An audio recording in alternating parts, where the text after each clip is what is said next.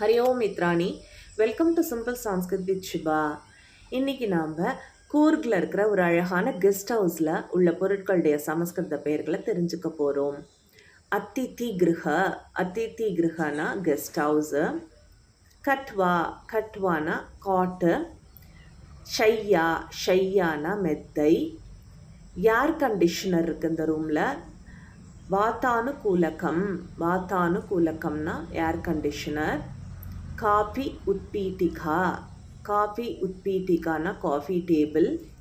தூரதர்ஷனம் ஏற்கனவே பார்த்துருக்கோம், TV. வியஜனம், வியஜனம்னா fan.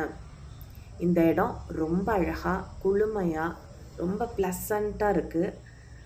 இந்த ரூமில் ட்ரெஸ் பண்ணிக்கிறதுக்கு ஒரு கண்ணாடி இருக்குது. தர்ப்பணக, தர்ப்பணகனா கண்ணாடி. உட்காந்துருக்கிறதுக்கு ஒரு ஸ்டூல் இருக்குது, ஆசந்தக. அப்புறம் ஒரு குட்டி பாக்கசாலா இருக்குது. இப்போ தான் பார்த்தோம் பாக்கசாலா. பாக்கசாலானா சமையலறை.